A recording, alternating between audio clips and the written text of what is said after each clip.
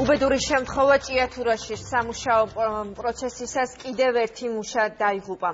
ამ ეტაპზე მხოლოდ ის ვიცით, რომ მამაკაცი სიმაღლიდან სავარაუდოდ კიბიდან გადმოვარდა. ხათუნა მაისურაძე არკვევს დეტალებს შემთხვევის ადგილზე.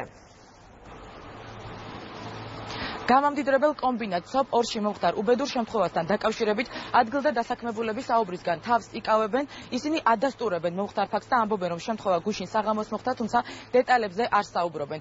ასევე დეტალებზე საუბრისგან თავს იკავებს ჯორჯიან მანგანეზის ადმინისტრაციაც. საზოგადოებასთან ურთიერთობის სამსახურის უფროსი ამბობს, რომ გარდაცვლილი დაახლოებით 40 წლის განმავლობაში მუშაობდა საწარმოში და საკმაოდ გამოცდილი კადრი იყო. ზაქარია ზალიკაშვილის თქმით, საწარმოში უსაფრთხოების ნორმები დაცულია. ჩვენ არ ვიცით დაცვის ხალხი. ჩვენ ახალი ვარ და ებიძებს ვიტყვი ინფორმაცია არაფერი არ გვაქვს. არ ვიცით. მუშა რო გარდაიცვალა ეკაიგე? კი, გავიგო. მუშაობის დროს გარდაიცვალა? არ ვიცი. ეს ცუდია მოვიცი.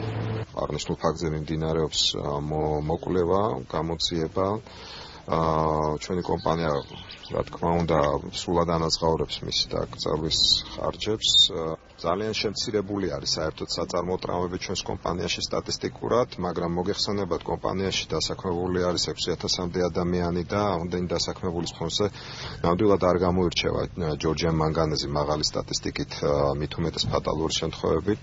შინაგან საქმეთა სამინისტროში განმარტავენ, რომ გამოძიება 240 მუხლით მიმდინარეობს, რაც სამთო სამშენებლო ან სხვა სამუშაოს შესრულების დროს უსაფრთხოების ნორმების დარღვევას გულისხმობს.